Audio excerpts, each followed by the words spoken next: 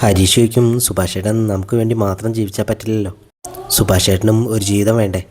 നികേഷ് ആണെങ്കിൽ അവിടെ കരഞ്ഞുകൊണ്ടേ ഇരിക്കുകയാണ്. ശ്രുതി പറയും, നമുക്ക് എന്തായാലും ഈ കല്യാണം നടത്തണം, സുഭാഷ് ഏട്ടനെ മറച്ചു വെച്ച് നടത്തിയാലോ. ഹരീഷ് പറയും, അത് ശരിയാവില്ല, സുഭാഷ് ഏട്ടൻ്റെ കല്യാണം ഒരു കള്ളം കൊണ്ടുള്ള കല്യാണം ആവാൻ പാടില്ല. നിധി അതിനെ സപ്പോർട്ട് ചെയ്യാണ്. അവരൊക്കെ കൂടെ നികേഷിനെ പറഞ്ഞ് മനസ്സിലാക്കുകയാണ്. നികേഷ് പറയും, ശരി, ഞാൻ ഓക്കെയാണ്. ഹരീഷ് പറയും, നമ്മൾ തയ്യാറാണെന്ന് വിളിച്ചു പറഞ്ഞാലോ. ശ്രുതിയോട് വിളിച്ചു പറയാൻ പറയുമ്പോൾ ശ്രുതി പറയും, ഞാനോ, നീ തന്നെ വിളിച്ചു പറ, നിങ്ങളല്ലേ ചേട്ടൻ എന്ന് ഹരീഷ് പറയും. ശ്രുതിക്കും ഇങ്ങനെ എന്തെങ്കിലും ഉണ്ടാകുമ്പോൾ മാത്രമേ ഞാൻ ചേട്ടനാവുന്നുള്ളൂ അല്ലേ. നിധി പറയും, ഇതും പറഞ്ഞ് ഇനി ഒരു തർക്കം വേണ്ട, ഹരീഷ് പറഞ്ഞാൽ ശരി, നിങ്ങൾ വിളിച്ചു പറ. ശ്രുതി പെൺകുട്ടിയുടെ അച്ഛനെ വിളിച്ചു പറയാണ്, നിങ്ങളുടെ കണ്ടീഷന് ഞങ്ങൾ തയ്യാറാണെന്ന്. അച്ഛൻ പറയും, സന്തോഷം, ഞങ്ങളൊന്ന് ആലോചിച്ചിട്ട് ബാക്കിയുള്ള കാര്യങ്ങളൊക്കെ പറയാമെന്ന് അച്ഛൻ പറയും. സുഭാഷിൻ്റെ അച്ഛൻ വീട്ടിലോട്ട് വരികയാണ്. വരുമ്പോൾ തന്നെ നിധി ചായ കൊണ്ടുകൊടുക്കും.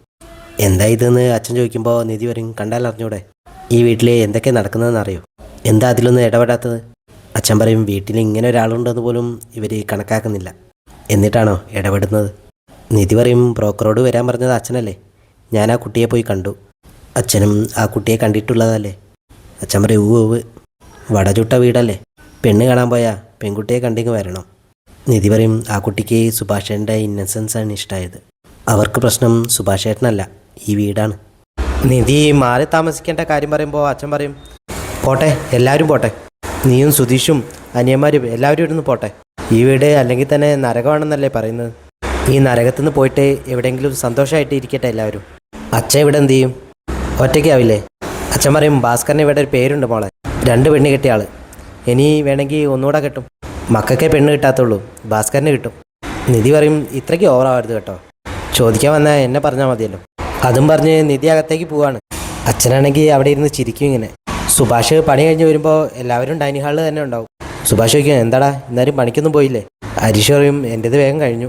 ശ്രുതി സുഭാഷിനെ അവിടെ പിടിച്ചു നിർത്തിയിട്ട് പറയും, ഒരു കാര്യം പറയാനുണ്ട്. സുഭാഷിനെ അവിടെ ഒരു കസാരയിലെടുത്തു.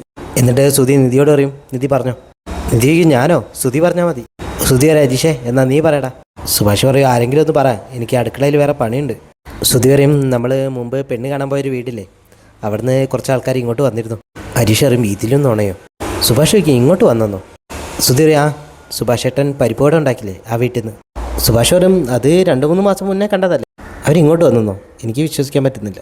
സുഭാഷിൻ്റെ മനസ്സിലെ അന്ന് പെൺകുട്ടിയുടെ അച്ഛൻ പറഞ്ഞ കാര്യങ്ങളാണ്. സുഭാഷ് പറയും, അവർ ഈ വീട് ഇഷ്ടമായിട്ടില്ലെന്ന് പറഞ്ഞ് പോയ ആൾക്കാരല്ലേ. ഹരീഷ് പറയും, അതൊക്കെ പഴയ കാര്യങ്ങളല്ലേ ഏട്ടാ. സുഭാഷ് പറയും, അതൊന്നും ശരിയാവില്ലടാ. ശ്രുതി പറയും, ഇനിയൊന്നും പറയണ്ട, ഇത് ഞങ്ങൾ നടത്താൻ പോവാണ്, ഓക്കെ. ശ്രുതി രാത്രി കൊലായിൽ വന്നിരിക്കുമ്പോൾ നിധി ചോദിക്കും, എന്താ കൊതുക് കടിക്കുന്നുണ്ടോ. ഒരു ഓയിൻമെൻറ്റ് എടുത്തിട്ട് ശ്രുതിക്ക് നീട്ടിയിട്ട് പറയും, ഇത് പുരട്ടിക്കോ. ശ്രുതി പറയും, ഇത് നിധിയോട് ഇതിനു മുമ്പ് ഞാനൊരിക്കൽ പറഞ്ഞിട്ടുണ്ട്. നിധി ഇങ്ങനെ ആലോചിച്ച് നോക്കും, മുൻപ് ശ്രുതി ഇങ്ങനെ ഓയിൻമെൻറ്റ് കൊണ്ടുകൊടുത്ത കാര്യം. ശ്രുതി പറയും, ഓ, അപ്പോൾ അതേ കെയറും സ്നേഹമൊക്കെ എന്നോട് തിരിച്ച് കാണിക്കാൻ തുടങ്ങിയല്ലേ. നിധി, ഹലോ, എന്താ പറഞ്ഞേ. അല്ല, ഒരു കൂരയ്ക്ക് കഴിയുമ്പോൾ കുറച്ച് സ്നേഹം കാണിക്കുമല്ലോ, ദുരിതബാധിതർക്ക് മറ്റൊരു സഹായം ചെയ്യില്ലേ, അതുപോലെ. അത്രേ ഞാൻ ഉദ്ദേശിച്ചുള്ളൂ. നിധി പറയും, അങ്ങനെയൊന്നും ഉദ്ദേശിക്കേണ്ട, ഞാനൊരു പ്രധാനപ്പെട്ട കാര്യം പറയാൻ വന്നതാ, ചൊറിഞ്ഞുകൊണ്ടിരിക്കുമ്പോൾ ശ്രദ്ധ പോകല്ലോ എന്ന് വിചാരിച്ച് തന്നതാ. ആ വീട്ടുകാർ മുമ്പ് സുഭാഷ് ഏട്ടനോട് പറഞ്ഞിട്ടുള്ളതല്ലേ മാറി താമസിക്കണമെന്ന്, ഇപ്പോൾ പെട്ടെന്ന് സമ്മതിച്ചെന്ന് പറഞ്ഞാൽ സുഭാഷ് ഏട്ടന് സംശയം തോന്നുന്നില്ലേ. ശ്രുതി പറയും, ഇന്നും അവർ അതേ കണ്ടീഷൻ തന്നെ വെച്ചതെന്ന് പറഞ്ഞാൽ സുഭാഷ് ഏട്ടൻ സമ്മതിക്കുമോ. നിധി ചോദിക്കും, ഇതൊക്കെ എത്ര കാലം മറച്ചു വെക്കും. ശ്രുതി പറയും, കല്യാണം വരെ ഇങ്ങനെ പോട്ടെ. നിധി ചോദിക്കും, കല്യാണം കഴിഞ്ഞാൽ സുഭാഷ് ഏട്ടന് ഇതറിയില്ലേ. ശ്രുതി പറയും, അറിയും, വേറൊരു വഴിയില്ലാത്തതുകൊണ്ട് സുഭാഷ് ഏട്ടൻ ആ കണ്ടീഷൻ അംഗീകരിക്കും. നിധി പറയും, നമ്മൾ സുഭാഷ് ഏട്ടനോട് ചെയ്യുന്നത് ദ്രോഹമാണ്. ശ്രുതി പറയും, ഒരു ദ്രോഹമില്ല, ഇത് ചെയ്തില്ലെങ്കിൽ സുഭാഷ് ഏട്ടൻ്റെ കല്യാണം നടക്കില്ല. ഹരീഷിൻ്റെയും നികേഷിൻ്റെയും കല്യാണം കഴിഞ്ഞാലും സുഭാഷ് ഏട്ടൻ ഇങ്ങനെ ഇവിടെ കിടക്കും. ചില സത്യങ്ങൾ മറച്ചു വെച്ചാലേ കല്യാണം നടക്കുമെന്നുണ്ടെങ്കിൽ നടക്കട്ടോ.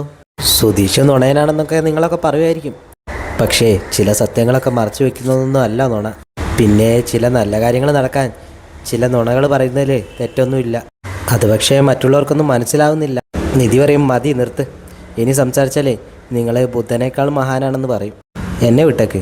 അതും പറഞ്ഞ് നിധി അകത്തേക്ക് പോവാണ്.